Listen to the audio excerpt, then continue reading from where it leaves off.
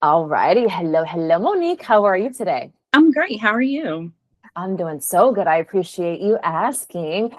We had a great chat a little before this recording here, but I would simply love for you to tell me a little bit about your professional experience. Okay. Majority of my professional work experience is in the logistics industry. I was working with a company for a little over 17 years. Um, I, I did some of everything there. I started out as a temp employee, and I was making I believe we were making appointments for the drivers to deliver goods into Home Depot. And then I was offered a full time permanent role. I was promoted to it was customer lead, and I was like a slash load builder. So in that position, I created loads in our TMS system for our customers. I would put all the information in the pickup, the drop address, phone numbers, everything that was required. The financials part, I would enter all the financial information for the customer. Basically, it was how much they were paying us. And then also we would the dispatch department would input the rates for the carriers and such. So that's what I did. I did that for maybe a year and a half.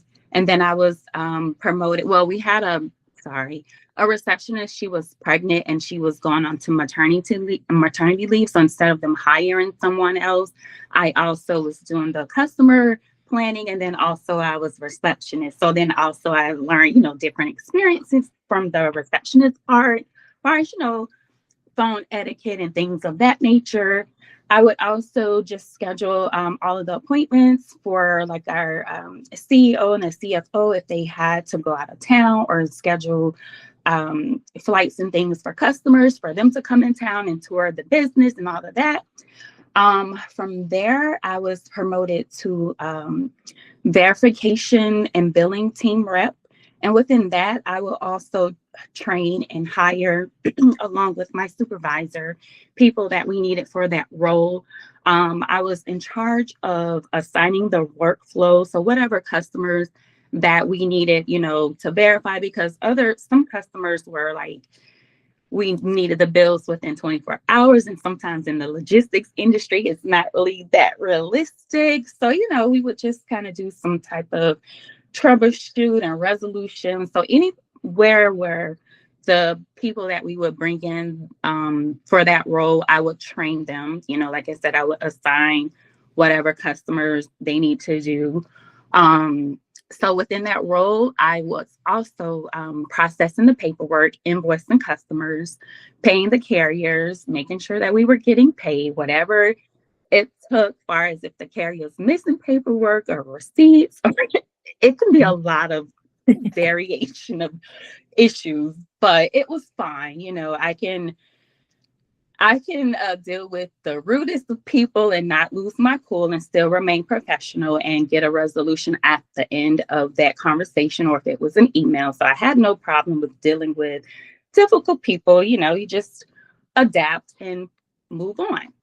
After that role, I was promoted to accounts payable lead. It was still a little bit of verification because it was a smaller company. So you did have to wear like different hats, and you learn different positions. And, that way you can help if somebody was sick or they called in or whatever the issue was. So within the accounts payable role, I would make sure that all the financial information from the carrier or the customer was all imported into QuickBooks. Occasionally, I would have to manually input things because of the character limit exceeded what was able to be imported from the system. So that was fine. I would just manually create the invoice or the bill in QuickBooks. I also did weekly check runs, paying anywhere from 100 to maybe 200 invoices a day.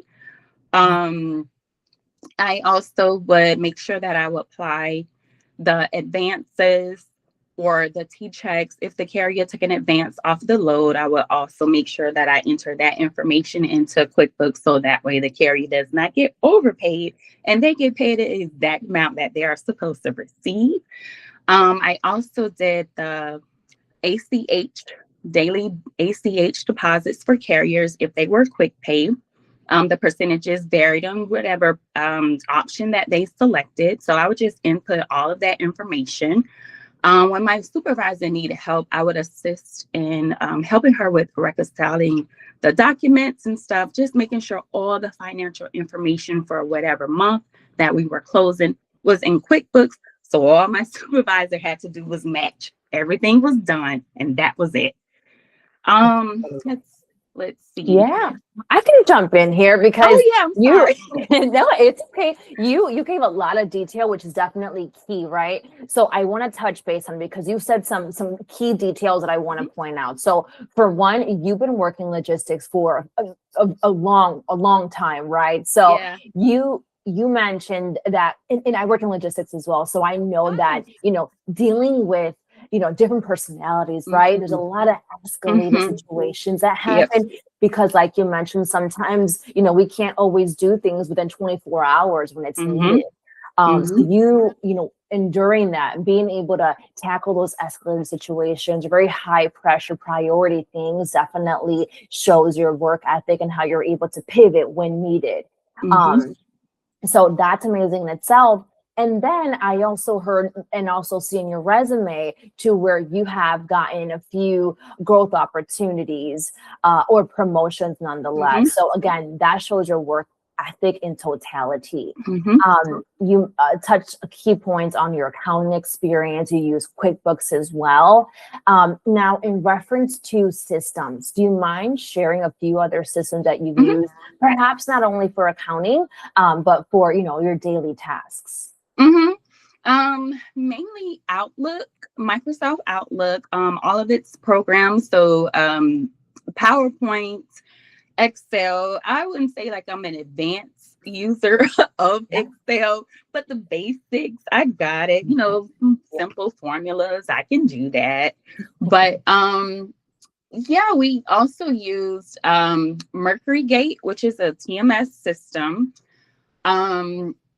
I've used Triumph Pay, Triumph Audit.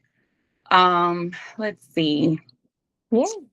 That'll be okay. You Okay. mentioned there's a lot of little systems I know that are particular to the company. So no, it's hard to remember all the systems, but I appreciate you sharing that with me. Yeah, no worries.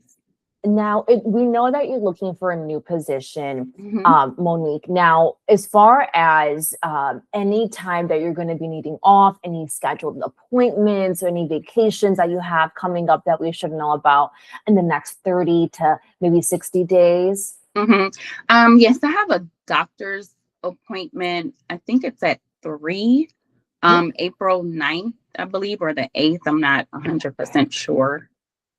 Perfect. But other than that, nope, I don't have anything else. Okay. And on that day, were you looking to leave early, perhaps a half day? Yes. Okay, perfect.